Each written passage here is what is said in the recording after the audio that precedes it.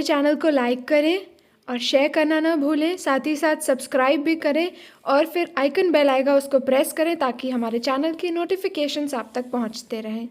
मैं आज आपको कुछ ऐसी बातें बताना चाहता हूं परमेश्वर के वचन के अंदर से कि परमेश्वर जो है हर मनुष्य से उम्मीद और आशा रखता है। जैसे एक पिता अपने बच्चों से उम्मीद करता है कि वो मेरी आज्ञा का पालन करे। हर माँ बाप चाहते हैं कि मेरे बच्चे जो हैं हमारे आज्ञाकारी रहें और हमारी आज्ञाओं को माने। और जब हम परमेश्वर की आज्ञा को मानते हैं, जैसे अपने माँ बाप की आज्ञा को मानते हैं, तो हमारे माँ बाप हमारे लिए सब कुछ पूरा करते हैं। सब कुछ वो कोशिश करते हैं कि बच्चे को हम मुहैया कराएं। जानने से पहले वो हमें देना चाहता है और वो इसलिए करना चाहते हैं हमारे माँ बाप कि हम अपने माँ बाप के आज्ञाकारी संतान रहते हैं। उसी रीति से परमेश्वर भी चाहता है कि मेरे बच्चे मेरे आज्ञाकारी रहें, परमेश्वर के वचन को माने, परमेश्वर के वचन को खोजें और उसमें से ढूंढे परमेश्वर को और प्राप्त करें। तो मैं आज आपको एक बात बताना चाहता हूं, बहुत अच्छी बात। यूहन्ना 9 अध्याय उसका 31 पद में लिखा है, हम जानते हैं कि परमेश्वर पापियों की नहीं सुनता, परमेश्वर पापियों की नहीं सुनता, परंतु यदि कोई परमेश्वर का भक्त हो, परंतु यदि कोई परमेश्वर का भक्त हो और उसकी इच्छा पर चलता है, और उसकी इच्छा पर चलता है, तो वह उसकी सुनता है। एक बहुत बड़ा सीक्रेट है ये। परमेश्वर पापियों की प्रार्थना को नहीं सुनता। पापियों की प्रार्थना का मतलब है कि जो पापी लोग रहते हैं, पाप भी करते हैं और वो प्रार्थना भी करते हैं, परमेश्वर ऐसे लोगों की प्रार्थना को नहीं सुनता है। परमेश्वर पापियों की प्रार्थना को नहीं सुनता है। इसलिए नहीं सुनता है क्योंकि वो पाप में भी लिप्त रहते हैं और परमेश्वर से प्रार्थना करते रहते हैं।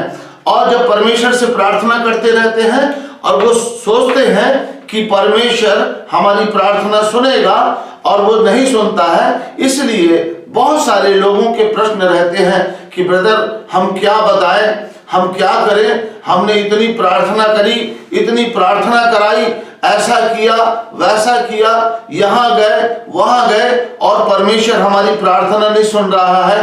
क्या बात है, क्या कारण है कि वो हमारी प्रार्थना नहीं सुन रहा है? इसका एक बहुत बड़ा सीक्रेट मैंने आपको बताने जा रहा हूं। और ये प्रश्न लगभग लोगों के जीवन में रहता है, क्योंकि एक समय मेरे जीवन में भी ये प्रश्न था। और चूंकि मैं पाप में पड़ा था, पाप का मतलब है मैं सांसारिक व्यक्ति था, सांसारिक बातों में ध्यान लगाता था, टीवी देखना, फिल्में देखना, फिल्मी गाने सुनना, शराब पीना, सिगरेट पीना, तंबाकू खाना, गाली गुप्तार करना, एक सांसारिक जीवन भी था। चर्च भी जाता था, प्रार्थना भी करता था, बाइबल भी पढ़ता था, सब कुछ करता था, लेकिन सांसारिक जीवन भी जीता था। और परमेश्वर ने मेरी प्रार्थना सुनना बंद कर दिया। मैंने बहुत सारे सेवकों से भी प्रार्थना कराई। एक से एक सेवक, जब मैं बैकस्लाइड था, परमेश्वर की उपस्थिति से दूर था, तो मैंने बहुत सारे सेवक, बहुत सामर्थी सेवक आए और उनसे भी मैंने प्रार्थना कराई। जब मैंने उनसे प्रार्थना कराई और उनका यही उत्तर था कि पता नहीं ब्रदर, मुझे परमेश्वर आपके बारे में कुछ नहीं बता रहा है। प्रॉफिट्स लोग बोलते थे आपके बारे में परमेश्वर कुछ नहीं बता रहा है। और मैंने बहुत ज्यादा थक गया और मेरे अंदर हमेशा यही होता था कि परमेश्वर प्रार्थना को नहीं सुनता है। और जब मैं वापसी आया प्रभु की समर्पण किया, तब मुझे पता चला। और जब मैं सेवकाई करता हूं तो बहुत सारे लोगों के फोन मेरे पास आते हैं और वो यही, कई लोग ऐसा बोलते हैं, क्या बताएं ब्रदर, परमेश्वर हमारी प्रार्थना नहीं सुनता। तो क्या होता है प्रार्थना न सुनने का कारण? प्रार्थना न सुनने का कारण यह है कि परमेश्वर पापियों की प्रार्थना नहीं सुनता, परंतु यदि कोई भक्त हो और परमेश्वर की इच्छा पर चलता है तो वह उसकी सुनता है। स्पष्ट लिखा हुआ है बाइबल के अंदर कि परमेश्वर का भक्त हो और परमेश्वर की इच्छा, यानी परमेश्वर का वचन परमेश्वर का वचन परमेश्वर की इच्छा है। परमेश्वर गॉड्स विल बोला जाता है परमेश्वर के वचन को। तो परमेश्वर आपकी प्रार्थना सुने, उसके लिए आपको क्या करना पड़ेगा? सबसे पहला परमेश्वर का भक्त बनना पड़ेगा और दूसरा परमेश्वर की इच्छा पर चलना पड़ेगा। परमेश्वर का भक्त बनना पड़ेगा और परमेश्वर की इच्छा पर चलना पड़ेगा। जब आप परमेश्वर के भक्त बन जाएंगे और परमेश्वर की इच्छा पर चलने लग जाएंगे तो बाइबल में ऐसा लिखा है, परमेश्वर तुम्हारे मांगने के पहले जानता है तुम्हें किस चीज की आवश्यकता है। वह अपने स्वर्गीय भंडार से सब जरूरतों को पूरी करता है परमेश्वर। तो उसके लिए कि परमेश्वर आपकी सुने, आपकी सुधि ले, आपके मांगने से पहले आपकी इच्छा को पूरी कर दे, उसके लिए परमेश्वर का भक्त बनना पड़ेगा। परमेश्वर का सबसे पहले भक्त बनना पड़ेगा। यानी आज तक जो आप करते आए थे उन सब बातों को छोड़कर अपने जीवन को परमेश्वर के चरणों पर समर्पण करना, यानी मन फिरा लेना।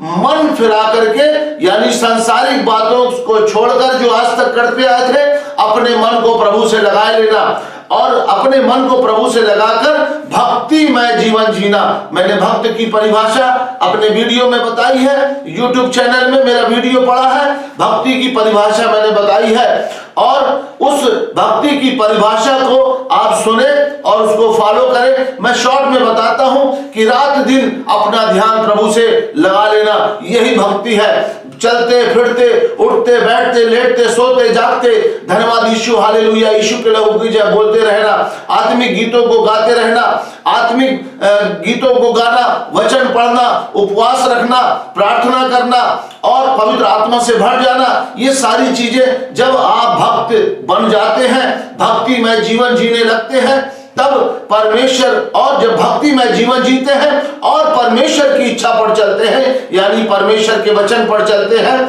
तब परमेश्वर क्या करता है? आपकी सुन लेता है। साफ स्पष्ट बाइबल में लिखा हुआ है।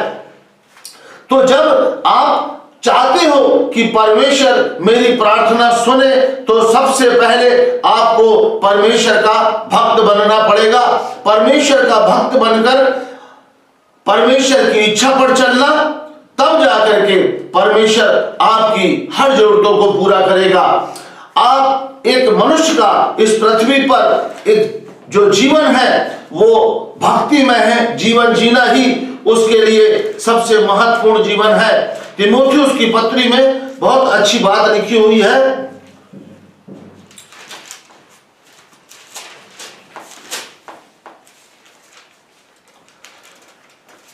उसमें यीशु मसीह के बारे में लिखा हुआ है। एक महान रहस्य करके हेडिंग है, पहला तीमुथियुस उसका 3रा अध्याय, उसका अगर अपन पढ़ते हैं 16 पद से, तो क्या लिखा है? 3रा अध्याय, पहला तीमुथियुस 3रा अध्याय उसका 16 पद। और इसमें संदेह नहीं कि, और इसमें संदेह नहीं कि भक्ति का भेद गंभीर है। भक्ति का भेद गंभीर है। यानी जो भक्त हो और परमेश्वर की इच्छा पर चलता हो, भक्ति का भेद गंभीर है। इसमें कोई संदेह नहीं कि भक्ति का भेद गंभीर है। भक्ति का भेद, भक्ति का बहुत बड़ा रहस्य है बाइबल के अंदर, और जो रहस्य है उस बात को परमेश्वर बता रहा है। वो रहस्य क्या है? आगे बता, पढ़ेंगे जरा। अर्थात वह जो शरीर में प्रकट हुआ, यानी प्रभु यीशु मसीह आत्मा में धर्मी ठहरा, स्वर्गदूतों को दिखाई दिया, अन्य जातियों में उसका प्रचार हुआ, जगत में उस पर विश्वास किया गया। यानी अन्य जातियों में यीशु का प्रचार हुआ और जगत ने उस पर विश्वास किया और महिमा में ऊपर उठाया गया। यानी सारा जो सीक्रेट है वो प्रभु यीशु मसीह में है। यीशु मसीह एक भक्त व्यक्ति था, वो भक्त था। रात दिन परमेश्वर की भक्ति में यीशु लीन रहा। जब वो लीन रहा तब उसको ये सारी चीजें मिली, यानी शरीर में प्रकट हुआ, आत्मा में धर्मी ठहरा। भक्त व्यक्ति आत्मा में धर्मी ठहरता है। और ऐसा लिखा है, स्वर्गदूतों को दिखाई दिया और अन्य जातियों में प्रचार हुआ, जगत में उस पर विश्वास किया गया और महिमा में ऊपर उठाया गया। आज से 2000 साल पहले प्रभु यीशु मसीह इस पृथ्वी पर आया और उसने क्या किया? प्रचार किया अन्य जातियों में, यरूशलेम में इस्राएलियों को सुसमाचार सुनाया। 3.5 साल उसने सेवा करी और सारी मानव जाति के लिए वो मारा गया, फिर गाड़ा गया और तीसरे दिन मुर्दों में से जी उठा और 40 दिन तक लोगों को दिखाई देता रहा, मिलता रहा, रोटी खाया उनके साथ, मछली खाई उनके साथ और फिर वो 40वें दिन जो है आसमान में उठाया गया और सैकड़ों आंखों ने यीशु को आसमान में जाते हुए देखा। और यहां पर वही लिखा है, महिमा में ऊपर उठाया गया और बादलों ने उसे ढक लिया। यीशु मसीह आज भी जीवित है और इस बात की परिणाम है कि यीशु मसीह रात भर प्रार्थना करता था और दिन भर प्रचार करता था। बताते हैं मीलों पैदल चलता था यीशु, 90 मील दिन में पैदल चलता था यीशु और घूम घूम कर उसने 3.5 साल प्रचार किया। तो वो एक धर्मी व्यक्ति था।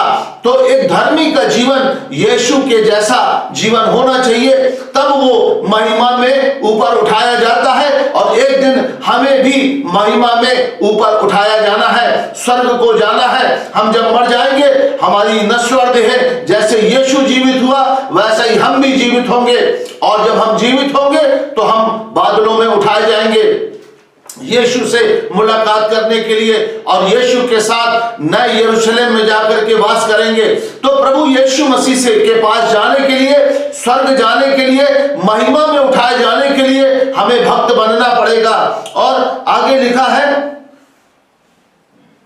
7 पद में, पहला तीमुथियुस उसका 4था अध्याय, अगर उसका 7 पद पढ़ते हैं, लिखा है, पर अशुद्ध और बूढ़ियों की कहानी से अलग रहे, बूढ़ियों की सी कहानी से अलग रहे, पर अशुद्ध और बूढ़ियों की सी कहानी से अलग रहे और भक्ति की साधना कर।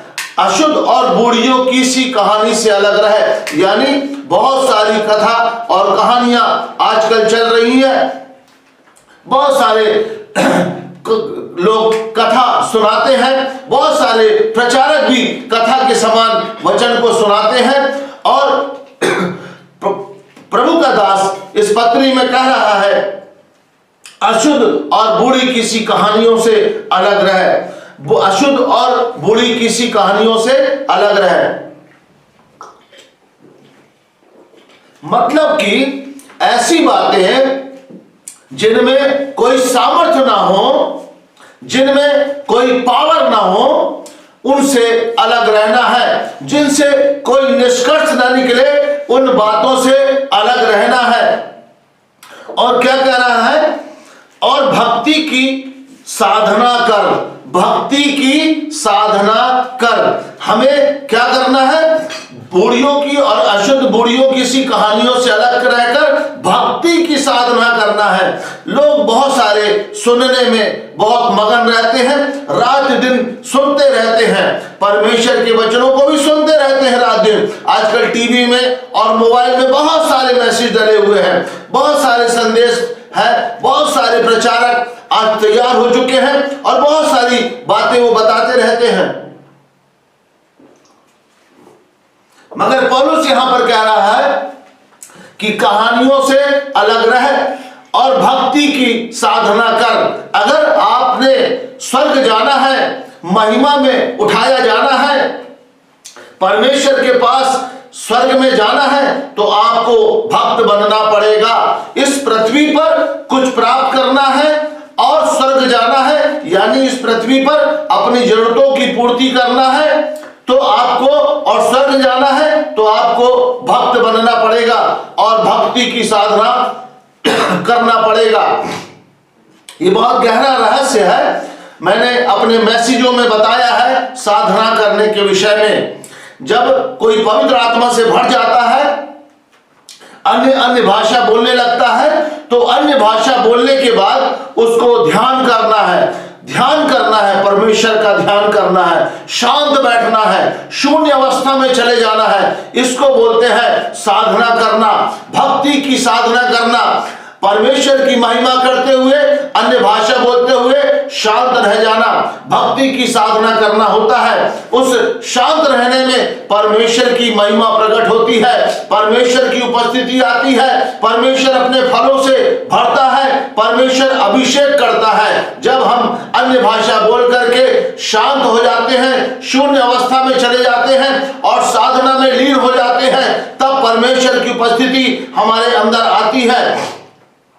जब परमेश्वर की उपस्थिति आती है उस समय अद्भुत होता है, सांस बहुत तेज चलने लगती है, पूरा गरम गरम बॉडी से पसीना छूटने लगता है, बॉडी को जैसे किसी ने लैमिनेट कर दिया है, इस तरीके से हमारा शरीर लैमिनेट हो जाता है और बहुत नशे की स्थिति आ जाती है और सांस बहुत तेज चलने लगती है, बॉडी जो है थरथराने लगती है, ऐसे थर थर थर थर थर थर कांपती है, हल्का सा कंपन आता है। परमेश्वर की जब उपस्थिति आती है, जब हम साधना में लीन हो जाते हैं, तब परमेश्वर की प्रेजेंस हमारे अंदर आ जाती है और ऐसा लिखा हुआ है कि हम जो है अंश अंश करके बदलते चले जाते हैं।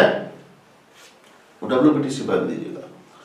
तो यहां पर लिखा हुआ WBTC बाइबल कहां है? तो जो मैं बहुत अच्छा ट्रांसलेशन है WBTC बाइबल में मैं आपको अभी पढ़ा रहा हूं। तो भक्ति की जब हम साधना करते हैं, इसका एक बहुत बड़ा रहस्य है। यीशु मसीह जब प्रार्थना करने जाता था तो वो क्या करता था? ध्यान करता था, ध्यान करता था और देखता था कि परमेश्वर उसे क्या दिखा रहा है। जब हम ध्यान करते हैं तो परमेश्वर हमें दिखाता है। परमेश्वर जब दिखाता है तो क्या होता है? यीशु मसीह ने क्या बोला? मैंने अपनी ओर से कुछ नहीं किया, जैसा मैं पिता को करते हुए देखता हूं वैसा मैं करता हूं। जब हम साधना करते हैं, ध्यान करते हैं परमेश्वर का, तो परमेश्वर हमें दर्शन के द्वारा बातें करता है और हमें दिखाता है आने वाली बातों को, हमें क्या करना है, सब कुछ बताता है। यहां पर ऐसा लिखा हुआ है WBTC बाइबल में, दूसरा कुरिन्थियों उसका 3 अध्याय उसका 18 पद में लिखा है, सो हम सभी अपने खुले मुख के साथ दर्पण में प्रभु के तेज का जब ध्यान करते हैं तो हम भी वैसे ही होने लगते हैं और हमारा तेज अधिकाधिक बढ़ने लगता है। यह तेज उस प्रभु ही से प्राप्त होता है, यानी आत्मा से। जो पवित्र आत्मा पाए हुए हैं, जब वो ध्यान करते हैं तो पौलुस कुरिन्थियों की पत्री में, दूसरा कुरिन्थियों 3 अध्याय उसके 18 पद में कह रहा है, सो हम सभी अपने खुले मुख के साथ दर्पण में प्रभु के तेज का जब ध्यान करते हैं, जब हम आंखों को बंद, अन्य भाषा बोलकर और आंखों को बंद कर लेते हैं, तो परमेश्वर का जो आत्मा है, पवित्र आत्मा, वो हमारी आंखों के सामने रोशनी को लेकर के आता है। बहुत सारे लोग पवित्र आत्मा पाए हुए बताते हमने एक बहुत तेज रोशनी देखी, तो उस रोशनी पर ध्यान करना है, उसको देखते रहना है उस रोशनी को, क्योंकि यहां पर लिखा है यह तेज उस प्रभु ही से प्राप्त होता है, यानी आत्मा से प्राप्त होता है, पवित्र आत्मा से वो तेज प्राप्त होता है। और जब हम उस पर ध्यान करते हैं तो हम भी क्या करते हैं? लिखा है, और जब उस तेज का ध्यान करते हैं तो हम भी वैसे ही होने लगते हैं और हमारा तेज अधिकाधिक बढ़ने लगता है, यानी आप भी प्रभु के समान होने लगते हैं और आपका भी तेज जो है अधिकाधिक बढ़ने लग जाएगा। जैसे मूसा के चेहरे से रोशनी चमकती थी, ऐसे ही आपका भी तेज चमकेगा। आपको लोग देख करके आशीषित होंगे, आपके चेहरे को देखकर लोग कहेंगे कि ये मामूली व्यक्ति नहीं है, ये कोई अभिषिक्त व्यक्ति है, इसके चेहरे से नूर झलकता है, तेज चमकता है। आपका तेज बदलता जाएगा, बढ़ता जाएगा। ये उस तेज, उस आत्मा से प्राप्त होता है जब हम ध्यान करते हैं। तो जितने लोग प्रार्थना करते हैं, आत्मा से भरे हुए हैं, जब वो अन्य भाषा बोल करके और आंखों को बंद बंद करते हैं और रोशनी दिखती है, वो जो रोशनी पवित्र आत्मा दिखाता है उस पर जब वो ध्यान करते हैं और खोते जाते हैं, लगातार घंटों ध्यान में चले जाते हैं, तब उनका जो तेज है बढ़ने लगता है। फिर ऐसा लिखा है, प्रभु के दास लोगों ने बताया है कि अभिषेक करता है प्रभु यीशु मसीह, और फिर हमारे अंदर पवित्र आत्मा के फल आते हैं जब हम शांत बैठते हैं। उस अवस्था में ध्यान जब लगाते हैं तो फलों से भी लदते हैं। बैनीहीन परमेश्वर के जो दास थे वो जब ये काम करते थे शांत रहने वाला, तो बताते हैं कि उनके परिवार के लोग उनके पास जब आते थे तो गिर जाते थे और खड़े नहीं रह सकते थे उनके पास, क्योंकि परमेश्वर की प्रेजेंस उनके साथ चलती थी। मैं एक किताब पढ़ रहा था, जॉन बिवियर प्रभु के एक दास है, उन्होंने लिखा कि वो पॉल यंगीचू को एयरपोर्ट लेने गए और जब एयरपोर्ट से कार में आ रहे थे उनके साथ, तो वो कार में बैठ नहीं पा रहे थे पॉल यंगीचू के साथ। उन्होंने पीछे पॉल यंगीचू की तरफ मुड़ करके देखा आपके साथ और बोला आपके साथ परमेश्वर की बहुत प्रेजेंस है। तो पॉल यंगीचू अपने सिर को हिला करके उन्होंने बताया, और वो बैनीहीन भी एक बात बताते हैं, उनका दोस्त उनको कार से लेने के लिए आया और जैसे उन्होंने कार का दरवाजा खोलकर अंदर बैठे हैं, वो गाड़ी चला नहीं पा रहा था उनका फ्रेंड, वो फूट फूट करके रो जा रहा था, आंसू बहे जा रहे थे, और वो मतलब इतनी ज्यादा परमेश्वर की प्रेजेंस थी, बैठ नहीं पा रहा था, कार चला नहीं पा रहा था, इतनी ज्यादा प्रेजेंस आ जाती है। जब अन्य भाषा बोलने के बाद शांत अवस्था में रहते हैं, भक्ति की साधना करते हैं, ध्यान लगाते हैं, तब परमेश्वर की उपस्थिति हमारे जीवन में आ जाती है और हमारा तेज अधिक अधिक बढ़ने लगता है। परमेश्वर की प्रेजेंस हमारे साथ चलने लगती है और परमेश्वर जो है अपने आप को हमारे अंदर से प्रकट करता है। ये एक बहुत बड़ा सीक्रेट है। मैं आपको, और आगे भी लिखा हुआ है, क्योंकि देह की साधना से, पहला तीमुथियुस उसका 4 अध्याय उसके 8 पद में लिखा हुआ है, क्योंकि देह की साधना से कम लाभ होता है पर भक्ति सब बातों के लिए लाभदायक है। देह की साधना से कम लाभ होता है। लोग देह की साधना में रात दिन लगे रहते हैं। मैंने पिछले दिनों भी बताया था कि लोग भागते रहते हैं पैसों के पीछे, जॉब के पीछे, मकान खरीदने के पीछे, शादी के पीछे और दुनिया की बातों के पीछे भागते रहते हैं, इधर से उधर इधर से उधर, और देह की साधना के लिए वो तमाम साधनों को जुटाते रहते हैं। लेकिन यहां पर कह रहा है देह की साधना से कम लाभ होता है पर भक्ति सब बातों के लिए लाभदायक है। और आगे बहुत गहरी बात कह रहा है, क्योंकि इस समय के और आने वाले जीवन की भी प्रतिज्ञा इसी के लिए है। इस समय के और आने वाले जीवन के लिए की प्रतिज्ञा इसी के लिए है, आने वाले जीवन की भी प्रतिज्ञा इसी के लिए है। अभी के, क्योंकि इस समय के यानी अभी के और आने वाले जीवन यानी जहां हमें जाना है, अनंत जीवन में हमें जाना है, उसकी प्रतिज्ञा भक्ति के लिए ही है। भक्ति के लिए ही प्रतिज्ञा है। अगर आप इस जीवन को सफल बनाना चाहते हैं और उस जीवन में जाना चाहते हैं, उस जीवन को सफल बनाना चाहते हैं, तो आपको भक्त बनना पड़ेगा, भक्ति का साधन करना पड़ेगा, भक्ति की साधना करना पड़ेगा। और भक्त बनकर जब भक्ति की साधना करेंगे तब जाकर के परमेश्वर आपकी सुनेगा। आपके मांगने से पहले वो जानता है कि आपकी इच्छा क्या है और वो आपकी इच्छा पूरी कर देगा। और आप तब ये नहीं कह पाएंगे कि क्या बात है ब्रदर, क्या बताए ब्रदर, परमेश्वर हमारी प्रार्थना को नहीं सुनता। परमेश्वर चाहता है कि उसके बच्चे उसके आज्ञाकारी बने, उसके भक्त बने। और जब हम भक्त बन जाते हैं, रात दिन परमेश्वर पर ध्यान लगाते रहते हैं, भक्ति का जीवन जीते रहते हैं, तो परमेश्वर क्या करता है, हमारी सुनता है। अगर अय्यूब के बारे में आपने पढ़ा होगा तो अय्यूब के बारे में क्या लिखा है कि लूसीफर शैतान परमेश्वर के पास आया और अय्यूब को परीक्षा करने के लिए मांग लिया। तो परमेश्वर को मालूम था कि अय्यूब मेरा भक्त है, और जब भक्त है तो उसने उसको परमिशन दे दी और उसने परीक्षा ली। उसका सब कुछ तहस नहस कर दिया, सब कुछ बर्बाद कर दिया, लेकिन अय्यूब टस से मस नहीं हिला। वो परमेश्वर की भक्ति में लीन रहा। सब कुछ मिट जाने के बाद अय्यूब ने बोला, परमेश्वर ने दिया, परमेश्वर ने लिया, परमेश्वर का नाम धन्य हो। तो ऐसे भक्त बहुत कम होते हैं इस पृथ्वी पर। वो चाहते हैं कि हमारा कुछ नुकसान ना हो, हमारे साथ कोई गड़बड़ी ना हो, हमारे साथ कुछ भी गड़बड़ ना होने पाए। लेकिन आप इस बात को ध्यान रखें कि जब भी कुछ घटना घटती है उस पर हमें स्थिर बने रहना है। हमें कुछ दिखता है कि ये नहीं हो रहा है, परमेश्वर की उसमें एक योजना है। वो चाहता है कि मेरा भक्त जो है मुझ पर विश्वास रखे और मुझ पर बना रहे तो वो सब कुछ पूरा करेगा।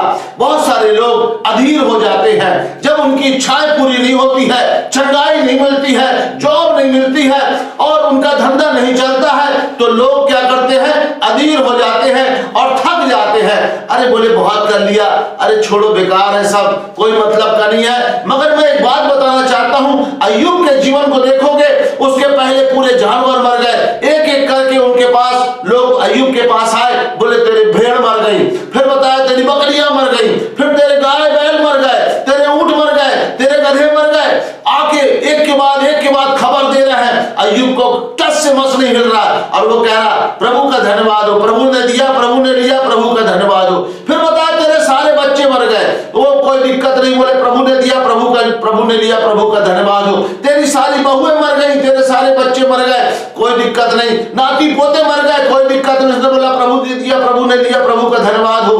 और वो प्रभु की भक्ति में यहां तक हो गया कि वो राख पर टाट ओढ़ करके बैठ गया।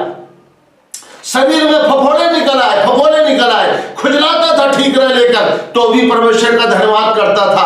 तो आप समझ जाइए वो कितना बड़ा भक्त व्यक्ति था। एक उदाहरण है अय्यूब का, दूसरा उदाहरण है प्रभु यीशु मसीह का। यीशु मसीह भक्त था और लिखा हुआ है वह जो शरीर में इसमें कोई संदेह नहीं, भक्ति का भेद गंभीर है, अर्थात वह जो शरीर में प्रकट हुआ और आत्मा में धर्मी ठहरा, स्वर्गदूतों को दिखाई दिया, अन्य जातियों में उसका प्रचार हुआ, जगत पर उस पर विश्वास किया गया और महिमा में ऊपर उठाया गया। तो परमेश्वर जो है, यीशु मसीह भक्त था और यीशु मसीह जो भक्त था उसका भेद गंभीर है, यानी हमको भी यीशु की भक्ति में लीन हो जाना है। जब हम भी यीशु की भक्ति में लीन हो जाएंगे तो प्रभु हमें क्या करेगा, महिमान्वित करेगा, हमें महिमा में उठाएगा। हम नरक नहीं जाने पाएंगे, हम इस पृथ्वी पर कुचला हुआ जीवन नहीं जी पाएंगे, हम इस पृथ्वी पर ऐसा कुचला और निकृष्ट जीवन नहीं जी पाएंगे। परमेश्वर हमारे जीवन में अपने कार्य को करेगा, हमारे जीवन से अपने आप को प्रकट करेगा। हम अपने लिए, अपने परिवार के लिए, अपने पड़ोस मोहल्ले के लिए, अपने शहर के लिए आशीष का कारण बन जाएंगे। तो जब हम प्रभु की भक्ति में लीन रहेंगे तो परमेश्वर हमें क्या करेगा, उठाएगा। यदि आप भी उठना चाहते हैं और बढ़ना चाहते हैं तो आज से परमेश्वर की भक्ति में लीन हो जाएं। आज से निर्णय ले लें कि अब तक मैं जो करता आया, जो करती आई, सब बातों को मैं छोड़कर अब मैं सिर्फ परमेश्वर की भक्ति में लीन हो जाऊंगी। ये निर्णय ले लें आप। जब आप निर्णय लेंगे तो परमेश्वर आपको क्या करेगा, सब जरूरतों को पूरी करेगा, आपको ऊंचा उठाएगा।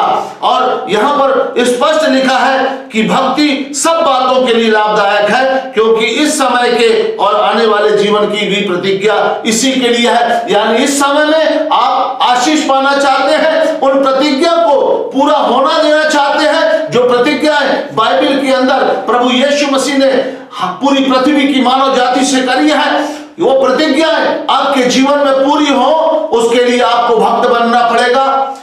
और परमेश्वर ने जो प्रतिज्ञा करी कि मैं तुम्हारे लिए जगह तैयार करने जाता हूं और फिर लेने आऊंगा, तो यीशु जब लेने आएगा हम बादलों पर उठा जाएंगे और यीशु के साथ महिमा में प्रवेश करेंगे। तो परमेश्वर की प्रतिज्ञा भक्ति के लिए है। परमेश्वर चाहता है हर व्यक्ति भक्त बने, मेरा आज्ञाकारी बने। जब हम परमेश्वर के भक्त और उसके आज्ञाकारी बन जाएंगे तो परमेश्वर क्या हमारी हर जरूरतों को पूरी करेगा। कोई भी ऐसी बात हमारे जीवन में नहीं होगी। तो आपने हमें एक निर्णय लेना है, आज से क्या करना है। आज आप थकित हैं, श्रमित हैं, आपका बिजनेस नहीं चल रहा है, नौकरी नहीं है, बीमार है, परेशानियों में है, लोगों ने परेशान कर रखा है, आपको लोग अच्छे से सुखी देखना नहीं चाहते हैं, आप उनको मत देखिए। आप आज से भक्ति का जीवन जीना शुरू कर दीजिए। परमेश्वर से अपने मन को और अपने ध्यान को लगा लीजिए। डबल जीवन जीना छोड़ दीजिए, दुचित्ता मन रखना छोड़ दीजिए, इधर भी और उधर भी। लिखा है, ऐसा लिखा हुआ होशे में कि जिनके मन बटे हैं वे दोषी ठहरेंगे। बटा हुआ मन परमेश्वर के योग्य नहीं है, परमेश्वर उसे ग्रहण नहीं करता है। बटे हुए मन को, बटा हुआ मन का मीन्स है कि सांसारिकता में भी और प्रभु में भी। अगर आना है तो या तो टोटल सांसारिक रहो या टोटल प्रभु में रहो। ये दो नाव में पैर रख करके चलेंगे, चिढ़ जाएंगे। कभी भी दो नाव पर पैर रख करके दरिया पार नहीं कर सकते, समुद्र को पार नहीं कर सकते। एक नाव में सवार होना पड़ेगा। आज तक आप जैसा भी जीवन जीते रहे, आज से आप एक नाव में सवार हो जाइए। निर्णय ले लीजिए कि प्रभु आज से मैं भक्ति का जीवन जीऊंगा, और जब मैं भक्ति का जीवन जीऊंगा, मेरी जो टारगेट रहे, हमारा जो टारगेट रहे वो प्रभु यीशु मसीह रहे, स्वर्ग रहे, स्वर्गीय वस्तु रहे। जब हम भक्त बन जाएंगे और प्रभु पर ध्यान करेंगे और वचन को पढ़ेंगे और वचन का आज्ञाकारी बन जाएंगे, तो परमेश्वर निश्चित हमारी हर एक जरूरतों को पूरा करेगा, आपकी हर एक जरूरतों को पूरा करेगा।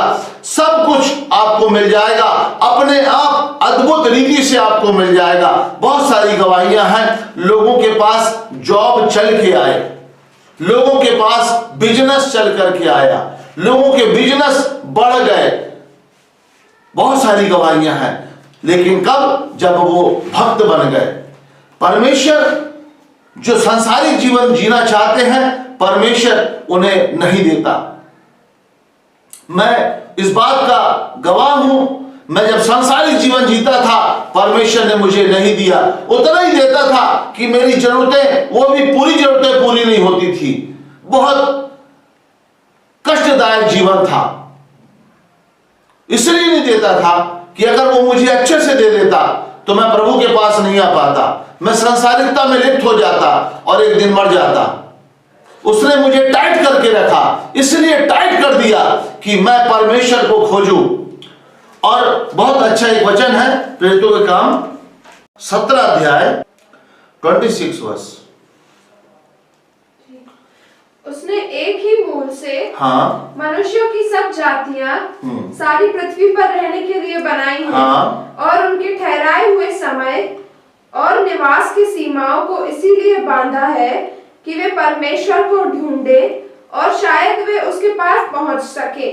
इसमें लिखा हुआ है कि वे परमेश्वर को ढूंढे, कदाचित उसे टटोल कर पा जाए, तो भी वह हम में से किसी से दूर नहीं है।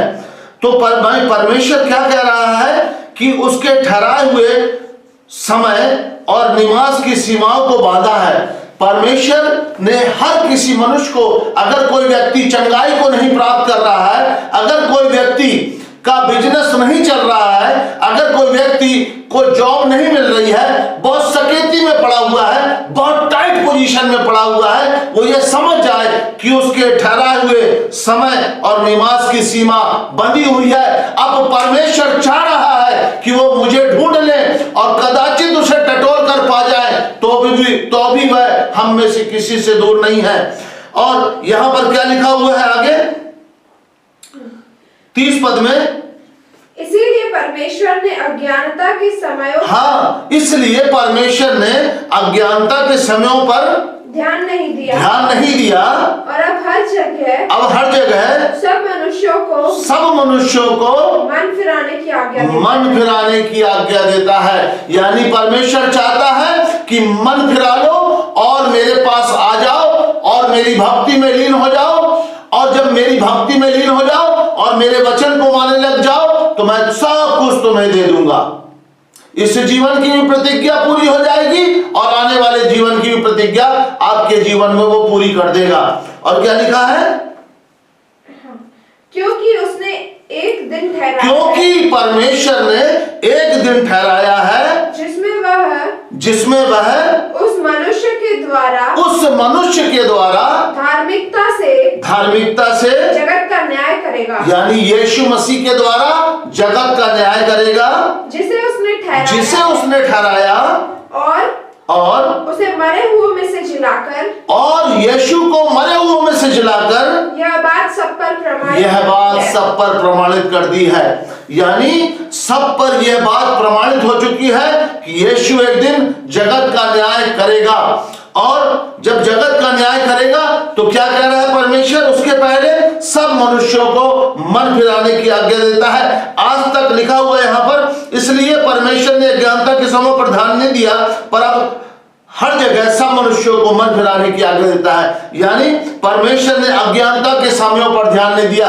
जब अज्ञान थे, हम नहीं जानते थे, हमने बहुत सारे पाप किए, बहुत गंदा जीवन जिया, कुछ भी किया, चोरी किया, हत्या की, डकैती किया, लूट किया, मारपीट करी, गाली गुप्तार किया, शराब पिया, स्मैक पिया, जो कुछ भी किया, परमेश्वर उस पर ध्यान नहीं देता है। परमेश्वर कहता है मेरे बेटे लौट आ मेरे पास, मन फिरा ले और मेरे पास आ जा, मन फिरा ले और मेरे पास आ जा, मेरा भक्त बन जा, मेरी आज्ञाओं पर चलने लग जा, मैं तुझे ऊंचा उठाऊंगा। परमेश्वर बुलाता है, परमेश्वर चाहता है कि कोई भी बेटा और बेटी दोषी न ठहरने पाए। न्याय के दिन जब यीशु जगत का न्याय करेगा तब कोई दोषी न ठहरने पाए। वो परमेश्वर चाहता है कि हर पर मनुष्य बचाया जाए, हर मनुष्य स्वर्ग जाए। जिस काम के लिए उसने अपने बेटे को बलिदान किया, इस पृथ्वी पर भेजा, बलिदान किया कि सारी मानव जाति को छुड़ा ले और बुला करके मेरे पास लेकर के आ जाए, उस बात को वो चाहता है परमेश्वर कि हर व्यक्ति बचाया जाए, कोई भी नाश ना होने पाए। तो परमेश्वर चाहता है कि मनुष्य मन फिराए, परमेश्वर का भक्त बन जाए और उसकी आज्ञा का पालन करने लग जाए। तब लिखा है जैसा यूहन्ना 9:31 में, परमेश्वर पापियों की नहीं सुनता, परंतु यदि कोई भक्त हो और परमेश्वर की इच्छा पर यानी परमेश्वर के वचन पर चलता है तो वह उसकी सुनता है। तो मेरा विश्वास है, मैं आशा करता हूं कि आज के वचन से आपने आशीष पाई होगी और आज से आपने निर्णय लिया होगा एक भक्तिमय जीवन जीने का। जैसे भी है, जिस अवस्था में भी है, आप भक्ति में लीन हो जाए, धीरज रखें, या युग के समान धीरज रखें और भक्ति करते रहे, परमेश्वर के वचन को मानते रहे, जैसा प्रभु ने दिया है उस पे संतुष्ट रखे। लिखा है कि यदि तेरे पास खाने और पहनने को है तो उसी पर संतोष रखना। संतोष सहित भक्ति बड़ी कमाई है, यानी आपके पास जो है उस पर संतोष रखें और संतोष सहित भक्ति में लीन हो जाए, ये बहुत बड़ी कमाई है। और जब आप संतोष सहित भक्ति में लीन हो जाएंगे तो परमेश्वर आपको बढ़ाता जाएगा। ऐसा लिखा है, परमेश्वर के बलवंत हाथ के नीचे दीनता से रहे ताकि उचित समय पर वह तुझे बढ़ाए। तो परमेश्वर के बलवंत हाथ के नीचे भक्तिमय जीवन में जिए, उचित समय पर परमेश्वर आपको बढ़ाएगा, उचित समय पर आप चंगे हो जाएंगे, उचित समय पर आपको व्यापार मिल जाएगा, उचित समय पर आपकी जॉब लग जाएगी, उचित समय पर आपके पास सब कुछ हो जाएगा। लेकिन उसके लिए आपको एक भक्तिमय जीवन जीकर परमेश्वर के बलवंत हाथ के नीचे दीनता से बने रहना पड़ेगा। परमेश्वर आपको बहुत बहुत आशीष दे। God bless you. जय मसीह की।